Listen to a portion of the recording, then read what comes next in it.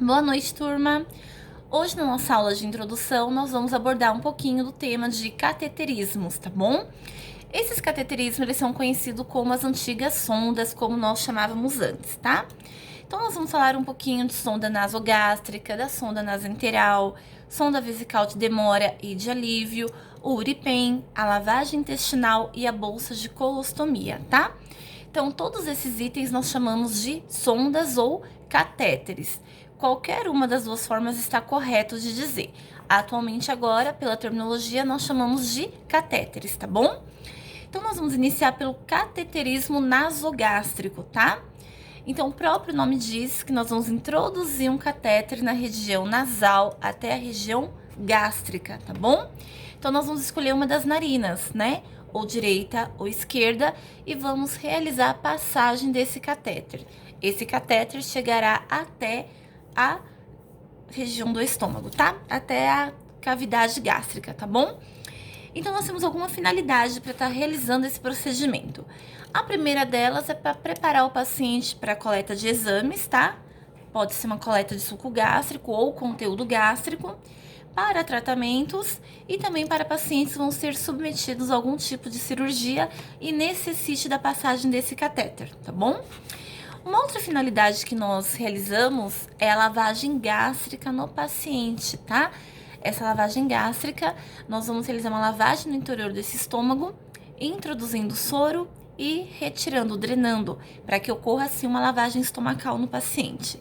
Ou ele tomou alguma medicação, alguma intoxicação e que seja necessário realizar essa lavagem, tá? A gente também vamos fazer uma drenagem de coleta de suco gástrico, pode ser por meio de diagnóstico também, tá bom? E também, através da passagem dessa sonda nasogástrica, nós conseguimos realizar o procedimento de alimentação para aqueles pacientes impossibilitados de estar se alimentando por via natural. Nós fazemos a introdução desse cateterismo nasogástrico, tá bom? Quando vocês ouvirem a palavra gavagem, vocês vão anotar aí bonitinho em algum cantinho, que lá no estágio vocês vão lembrar dele em algum momento da vida profissional de vocês, tá? Então, a gavagem nada mais é que a alimentação por sonda no paciente, tá bom? Nós temos dois tipos de sondas, tá? Nós temos a nasogástrica e a nasoenteral, tá bom? A nasogástrica é da narina até a cavidade estomacal, até o interior do estômago, tá bom? E a nasoenteral, ela vem da narina e ela vai até a primeira porção do intestino, que é o delgado, tá? Então, esses dois tipos de cateterismos, quem realiza a passagem deles é o enfermeiro, tá? Mas com a ajuda de vocês. Vocês preparam todo o material e nós realizamos a passagem, tá bom? Antigamente, pelo Corém, o técnico de enfermagem realizava a passagem da sonda nasogástrica, mas por uma determinação do Corém, agora ficou privativo do enfermeiro, tá? Então, no laboratório, vocês vão ver os dois tipos de sonda e como ela é uma diferente da outra. A nasogástrica, ela é transparente, tá bom? A nasoenteral, ela é leitosa. E no final da porção dela, na pontinha da sonda, tem um fio guia. Porque essa sonda nasogástrica, ela não precisa de cuidados específicos após a passagem dela. Somente alguns testes que eu vou ensinar vocês. Já a nasoenteral, ela requer um tempo para que esse fio guia migre para a primeira porção do intestino, que é o delgado, e precisa de realização de um raio-x para ver a localização da sonda, tá? Após isso, é retirado o fio guia e alimentação e medicação normalmente no paciente, tudo bem? Então, antes de nós introduzirmos, né, essas sondas até o estômago ou até a primeira porção do intestino, nós realizamos uma medição no paciente, tá? Então, como que é feita a medição? Nós vamos pegar a sonda, nós vamos colocar da pontinha do nariz ao lobo da orelha, do lobo da orelha até o processo xifoide, tá? Que é conhecido antigamente como apêndice xifoide. Hoje em dia ele já é conhecido como processo xifoide. É a pontinha do externo, tá bom? Então, toda essa medida que eu fiz, eu vou pôr um esparadrapo e tudo isso será introduzido no paciente através da narina, tá bom? Posição do paciente no leito é Foley ou semifole ou dorsal. Se for dorsal, nós vamos inclinar a cabecinha dele para trás para estar liberando as vias aéreas e para nossa sondinha não encontrar nenhuma barreira durante a passagem, tá bom? Algumas intercorrências podem acontecer durante a passagem dessas sondas, tá? Principalmente náusea e vômito, tá bom? Então, o paciente apresentou náusea e vômito, nós vamos parar, não retira a sonda, nós vamos parar, esperar ele vomitar, né, lateralizar a cabeça dele, espera que passe esse processo todo aí do vômito e vamos continuar, tá bom? Lembrando sempre, turma, que quando nós formos passar essa sonda e nós estivermos introduzindo na narina e tiver barreira, nós não vamos forçar. Pode ser a presença de algum pólipo e nós não podemos romper por conta de sangramento. Aí complica mais na situação do paciente, tá? Então, a gente encontrou a barreira, nós vamos parar o procedimento, comunicar ao médico, tá bom? Então, nós temos aí a medição da passagem da sonda nasogástrica. E a da nasointerior é a mesma coisa? É a mesma coisa, porém, eu não vou terminar no processo xifoide. Eu acabo 4 dedos abaixo do xifoide, que é onde está localizada a primeira porção aí do intestino, que é o delgado, tá? Existem 3 testes para nós fazermos, tá bom? Esses testes que eu vou falar para vocês só vale para a sonda nasogástrica, tá? Então, a nasointerior precisa de um raio-x para ver a localização da sonda, enfim. A nasogástrica não. Então, a nasogástrica eu faço 3 tipos de teste. Lembrando que o último teste é o mais utilizado em hospital, tá bom? O primeiro deles é com um teste com uma seringa, tá? O que nós vamos fazer? Vamos colocar o paciente, acomodar o paciente na posição de Foley, semifole ou dorsal, reunir o material. Nesse material vocês vão ler que tem xilocaína gel, a luva ela é estéreo, tá bom? Realiza a medição antes de calçar minha luva, tomando cuidado para não contaminar, tá? Realiza a medição bonitinho, não contamino, que eu já estou com a minha luva estéreo toda bonitinha, tá bom? E aí alguém demarca para mim que eu tenho outra pessoa ali para me auxiliar, tá? Com esparadrapo. Realizo toda a passagem da sonda. Antes de fixar a sonda, que vocês vão ver no laboratório como nós vamos fazer a fixação dela, nós vamos conectar uma seringa na pontinha da sonda. Uma seringa vazia. Eu conecto e aspiro. Quando aspirar, se vier resíduo alimentar ou suco gástrico, quer dizer que a sonda ela esteja no estômago, tá bom? Mas cuidado, turma, lembra sempre desse teste. Por que a gente não utiliza muito esse teste no hospital? Porque ele não é tão fidedigno assim, ele não é tão certeiro, né? Por quê? Lembra da passagem da sonda, quando eu estou passando a sonda e o meu paciente ele apresenta alguma náusea, algum vômito? Então, no trajeto pode ficar sim o resto de vômito e introduzir nessa sonda. Quando eu for aspirar, veio esse conteúdo e eu estou achando que a minha sonda está alocada no estômago. E na verdade ela não está, tá? Então, eu vou falar desse teste porque vocês vão ler livros, vão ver na internet, vai falar, nossa, a professora não falou. Mas lembrando que nós não utilizamos ele em hospital, tá bom? Mas que ele existe, tá? O segundo teste é o famoso copo com água, né? Nós vamos pegar um copo d'água, vamos fazer a introdução da sonda e a pontinha da sonda eu vou colocar dentro do copo com água. Se borbulhar, quer dizer que essa sonda está no pulmão, porque pode ter o trajeto ali, a sondinha, ela preferiu ir pro pulmão e tá lá aquela borbulha, que são os murmúrios vesiculares ali, murmúrios respiratórios. Então, quer dizer que essa sonda, ela esteja no pulmão. Então, eu tenho que retirar a sonda e fazer uma nova passagem, tá? Agora, como que é realizado o teste correto dessa sonda? Realiza a medição, realiza a passagem da sonda. Eu vou colocar na pontinha dessa sonda uma seringa de 20 ml com ar, tá bom? Então, ela não está vazia. Eu vou tirar todo o ar dela, vou encher, na verdade, a seringa com ar e vou conectar na ponta da sonda. Com o estetoscópio, eu vou colocar o estetoscópio no meu ouvido e o diafragma dele abaixo do processo xifoide, que é a região gástrica, né? E vou, de uma vez só, injetar o ar nessa sonda, tá bom? Injetando o ar, se eu, ao escutar um tuf, essa sonda está alocada no estômago, tá bom? Se eu não escutar nada, quer dizer que a sonda ela está no pulmão. Então, eu retiro um pouco a sonda e faço a passagem dela novamente, tá bom? Então, turma, cuidado com os testes, tá? E tome muito cuidado com a seringa. Seringa tem que estar com ar, vazia. Porque se eu colocar água e injetar e essa sonda estar no pulmão, eu mandei água para o pulmão do paciente, tá bom? Então, tome muito cuidado. Lembrem sempre, nasogástrica, nasointeral, a seringa ela é vazia ou com ar, jamais com água, tudo bem? Aí, terminando esse teste todo, é super simples a passagem dessa sonda, tá? O problema maior é pro paciente que ele sente muita náusea, muito incômodo, tá bom? Mas é super simples e super rápida a passagem dela. Nós vamos ver essa passagem lá no boneco no laboratório, tá? Como vocês não fazem esse procedimento, lá no laboratório nós vamos deixar vocês passarem a sonda, para vocês verem como que é, como faz a medição e como passa, tá bom? Aí, nós vamos passar agora falando um pouquinho do cateterismo vesical de demora, tá?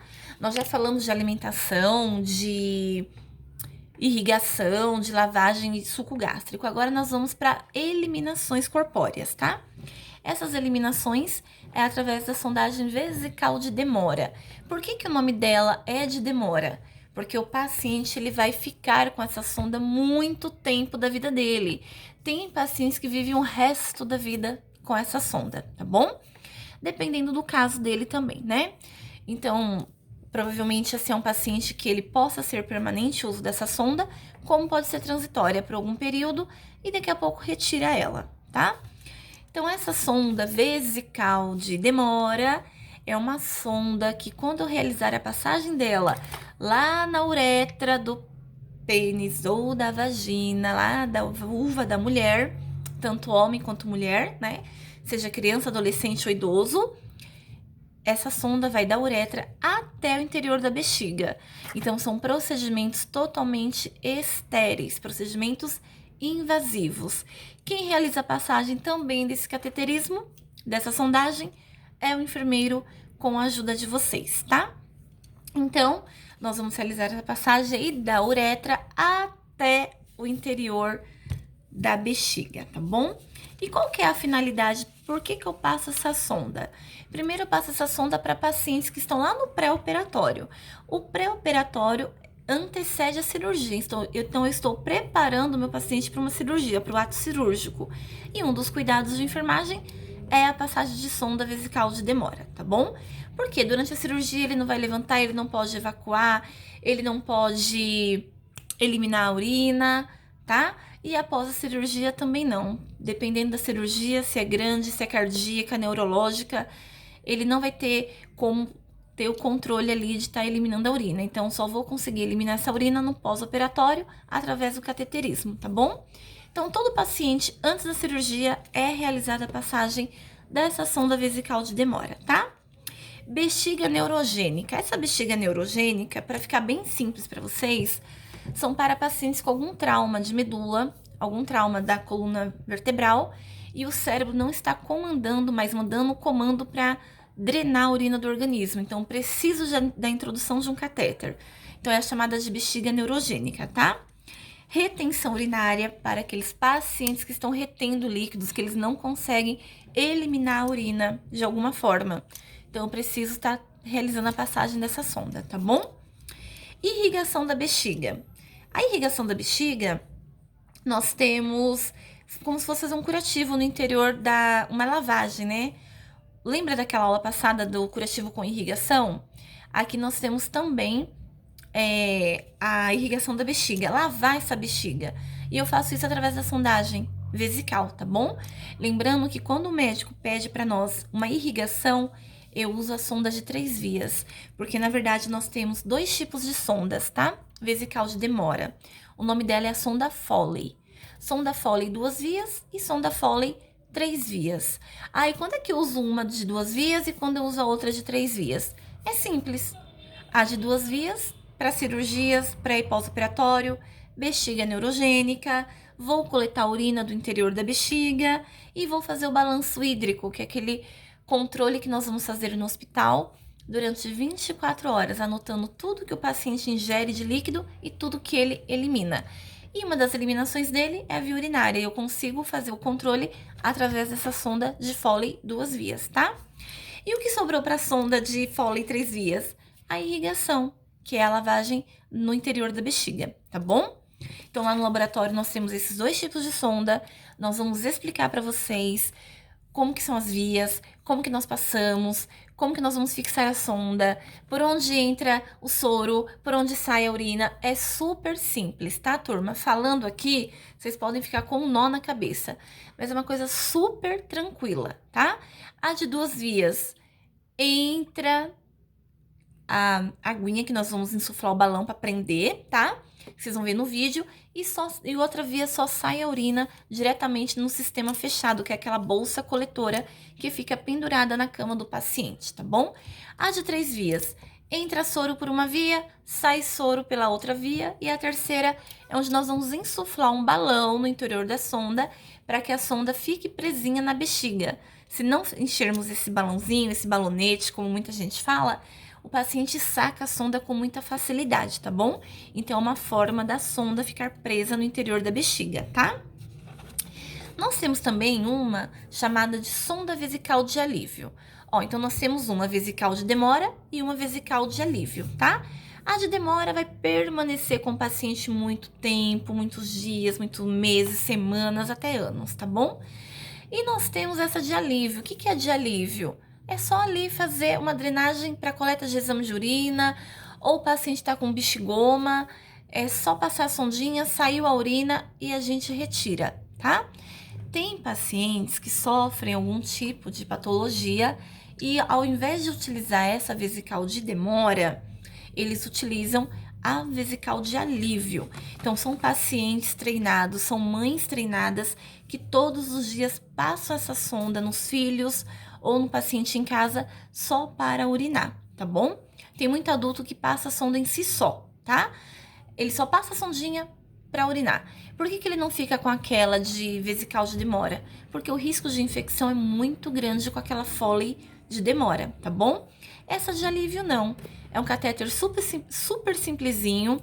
Quem viu o vídeo lá de oxigênio, eu mostrei aquele catéter unilateral que vai numa narina só, é o mesmo material, é a mesma forma de sonda, tá?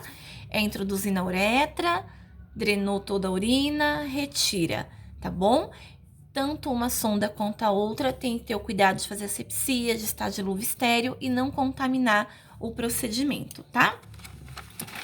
Aí, turminha, para resumir um pouquinho para vocês, vocês vão ver um vídeo que eu mandei falando sobre Uripen. Uripen é como se fosse uma sonda de camisinha, porque o formato dessa sonda é uma camisinha, então só serve para o sexo masculino, tá bom? Por que nós utilizamos o Uripen? Uripen, eu não quero fazer um procedimento invasivo de ficar introduzindo sonda, eu vou colocar esse Uripen no sexo masculino, geralmente para um idoso, tá bom? É aquele idoso que não pode ficar levantando da cama, mas que ele é espontâneo, ele não necessita do uso de sonda.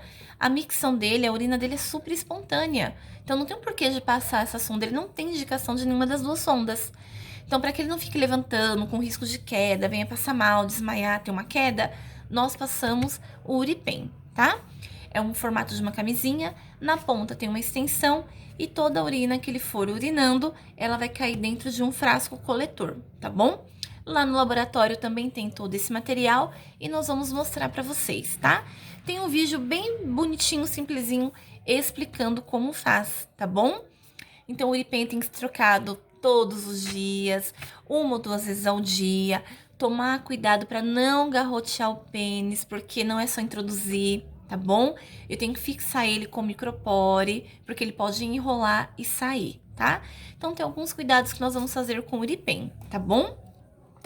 Um outro procedimento que nós vamos fazer também na enfermagem é a famosa lavagem intestinal, tá? Algum motivo está acontecendo com o paciente para que eu faça essa lavagem intestinal nele. Primeira coisa que vocês devem saber da lavagem intestinal é que a posição do paciente, o posicionamento dele no leito é a posição de Simes. Se vocês não lembram, volta lá na posição de exames, dê uma olhadinha como fica a posição de Simes, tá bom? Que é aquela posição que nós vamos colocar o paciente. E lembrando sempre, turma, lavagem intestinal, qualquer procedimento, sempre mantenha a privacidade do paciente, tá bom? Então, qual que é a finalidade da lavagem intestinal? É aliviar aquela distensão abdominal e a flatulência, né? Flatulência são gases, tá bom? Aquela distensão abdominal pode ser pelo acúmulo de gases, pode ser fezes endurecidas, ou pode ser uma constipação. Essas fezes endurecidas nós chamamos de fecaloma, tá? Muitos fecalomas não alivia só com a lavagem intestinal. Muitos precisam de cirurgia para poder retirar essas fezes endurecidas, que mesmo com a lavagem intestinal, a glicerina introduzida, ela não consegue diluir, fazendo com que o bolo fecal seja eliminado, tá bom? Aí precisa de um ato cirúrgico ali no paciente, tá bom?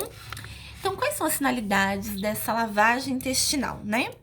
Primeiro, que vai facilitar a eliminação de fezes, a constipação e o fecaloma, tá bom? Em alguns casos, o fecaloma ele tem que ser cirúrgico, tá?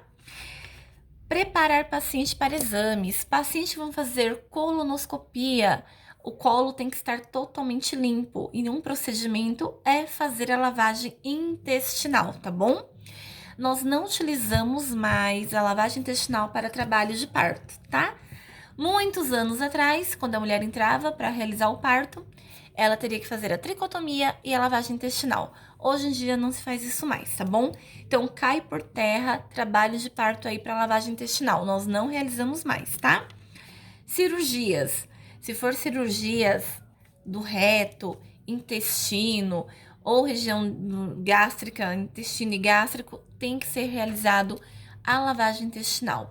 Lembrando que vai ser feito um corte, vai expor o intestino e as fezes podem entrar em contato com a corrente sanguínea e fazer uma sepsemia, uma infecção generalizada. Então, o interior desse intestino tem que estar limpo, tá bom? E uma forma da limpeza é a lavagem intestinal, tá bom? Algum tratamento intestinal também que venha acontecer, como a colono, que é um exame, também posso fazer a lavagem intestinal.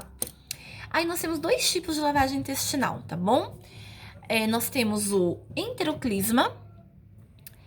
O enteroclisma é a mesma coisa que fletinema ou clíster, tá? Então tem médico que vai falar para vocês assim, no prontuário do paciente vai colocar lá na prescrição, item 1, realizar enteroclisma. E ele vai colocar a quantidade de dosagem que ele quer, tá bom? Enteroclisma é a lavagem intestinal, tá bom?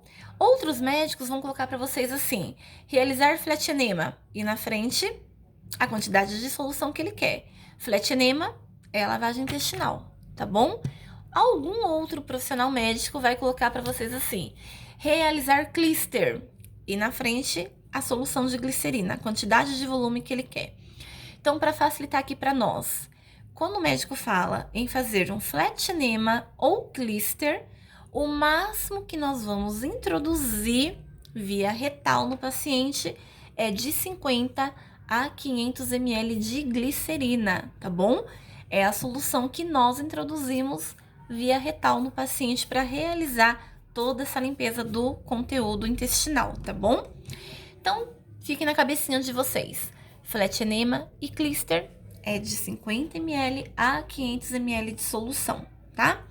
Enteroclisma. O enteroclisma, turma, ele pode ser feito a mais de 500 ml, tá? 500, 800, 1000, 1500, 2000 de solução, conforme a prescrição médica. Tem médico que vai falar para vocês fazerem gota a gota o enteroclisma. O enteroclisma, ele é muito utilizado para fecaloma, tá? Então, como que o médico vai fazer gota a gota? Vocês não vão ficar pingando gotinha em gotinha. Não. O frasco dessa glicerina é como se fosse um frasco de soro, da cor azul. Quando ele pede para nós enteroclisma, 1000 ml de solução glicerina, gota a gota, nós vamos pegar esse frasco, vamos conectar um equipo de soro, vamos introduzir uma sonda retal no paciente e no equipo nós vamos controlar que cada gotinha fique pingando ali, tá? Vai entrar bem lento no paciente para fazer mais efeito, para diluir aquele fecaloma, tá? Já quando a gente faz a lavagem intestinal, não tem nada de gota a gota. Quando ele passa para nós realizar lavagem intestinal ou fletinema ou o clíster, ou até mesmo enteroclisma, e coloca a quantidade de solução, é só introduzir a sonda conectada nesse soro de glicerina e despejar com as próprias mãos. A gente vai apertando a solução para entrar via retal, tá bom? Lembrando sempre, turma, deixa já uma fralda ali no jeito, que muitas vezes não dá tempo do paciente levantar para ir até o banheiro, tá? Então, lá no laboratório, eu vou ensinar para vocês a posição que vocês vão ficar, o jeito de falar com o paciente, como que nós vamos introduzir essa sonda, até quanto da sonda eu introduzo, né? Geralmente ela toda, porque eu preciso ter efeito ali no meu procedimento, tá bom? E é cobrir o paciente ou deixar ele ali sem fralda ou na comadre e deixar ele à vontade no quarto para que ele termine de evacuar, tá? Não ficar batendo na porta perguntando se terminou, tá bom? Então, nós vamos passar isso para vocês na aula prática. É muito legal de fazer, tá bom? E é muito simples. A aula de hoje, quando vocês forem ler, vocês vão ver que é muita coisa, muita. Mas é um dos procedimentos mais rápidos na enfermagem que tem, tá bom? É muito gostoso passar sonda, tá? Então, o que nós queremos de vocês agora? Que vocês saibam o que é uma sonda nasogástrica. Para que é nasogástrica? Ah, é para alimentação, beleza. E a nasointeral? Ah, é a mesma coisa, mas as medições das duas são diferentes. Tá ok. O que é uma sonda vesical de demora? O que é uma de alívio? Quando é que eu utilizo o Uripen? E a lavagem intestinal? Não se preocupem com os materiais, tá bom? Lá no laboratório, vocês vão ver todo o procedimento. Aqui é para saber o que é a sonda e qual a finalidade dela. Não adianta chegar lá no laboratório e falar assim, turma, vira a sonda nasogástrica? Ah, eu vi, é para fazer lavagem intestinal, né? Não, turma. Então, o nome da sonda já está falando o local. Olha só o exemplo. Nasogástrica, via nasal e gástrica. Então, é do nariz até o estômago. O que tem do nariz até o estômago, né? O que tem no estômago? Poxa vida, comida. Vou mandar alimentação, vou drenar suco gástrico, vou fazer uma lavagem. Então, comece um pouquinho a olhar o nome do procedimento, tá? Igual nasointeral. Enteral vem de intestino, então a primeira porção do intestino, tá bom? O que eu faço com essa sonda nasointeral? Só alimentação e medicação. Eu não vou fazer lavagem no intestino através da sonda nasointeral, não. Para fazer lavagem no intestino, qual o procedimento que eu utilizo? A lavagem intestinal, que é o fletinema, que é o clíster ou enteroclisma, que é tudo a mesma coisa, tá bom?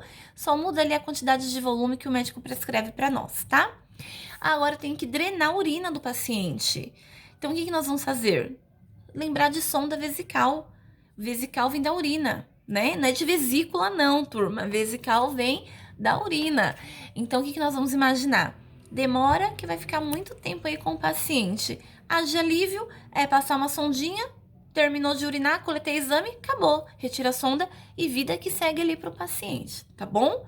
Então, é assim que nós queremos que vocês memorizem todo o procedimento da enfermagem, tá? O próprio nome já está dizendo qual é o procedimento, tá bom? Por último, nós vamos falar um pouquinho de bolsa de colostomia, tá? Essa bolsa de colostomia é uma abertura que o médico vai realizar na parede abdominal do paciente e ele vai abrir uma porção ali, ele vai fazer uma abertura no colo, né? Em alguma região ali do intestino. Então, uma dica para vocês. Bolsa de colostomia, ileostomia, jejunostomia é tudo para drenar fezes, tá bom? Tudo para drenar fezes. Ali não vai entrar nada, ali só vai sair. Então, o que muda? O nome da bolsa, tá? Qual o objetivo da bolsa? É drenar as fezes. Ela vai ali guardar as fezes que está sendo drenada, tá bom? Ah, mas por que a bolsa chama colostomia? Porque a abertura foi no intestino chamado cólon. Ah, por que a bolsa é jejunostomia? Porque a abertura foi no jejuno. A íleo, a mesma coisa, foi abertura no intestino chamado íleo. Então, aonde o médico fez a abertura do cólon é o nome da bolsa que nós vamos dar, tá bom? Na verdade, aquela bolsa que vocês veem ali no abdômen do paciente drenando todas as fezes, ela se chama bolsa de Caraia, né? Caraia com KY ainda. É a famosa bolsa de Caraia.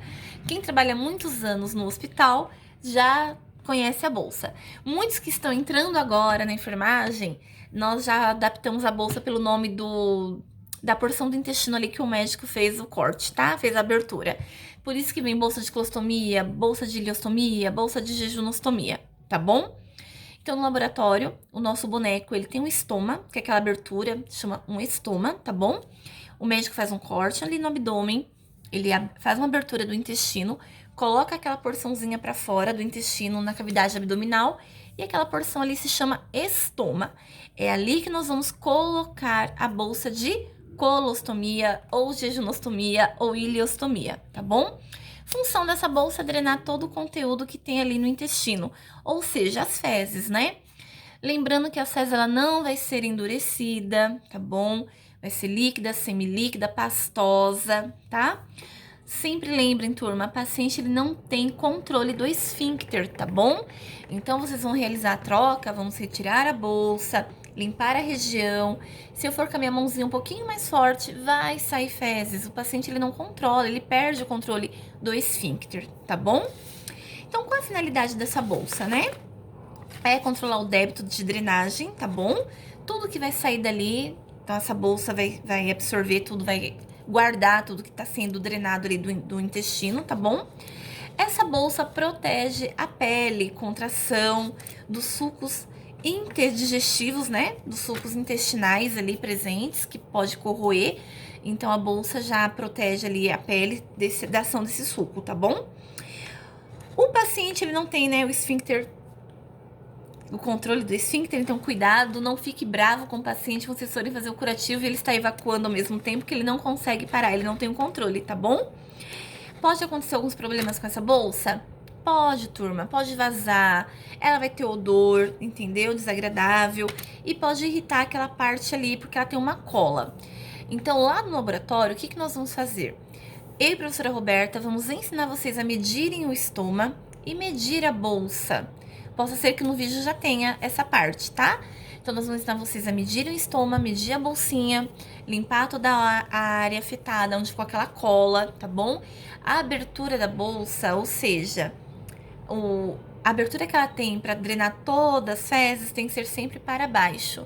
Se vocês colocarem para cima, a bolsa vai encher, ela vai pendurar e ela cai, ela descola, machuca o paciente, tá bom?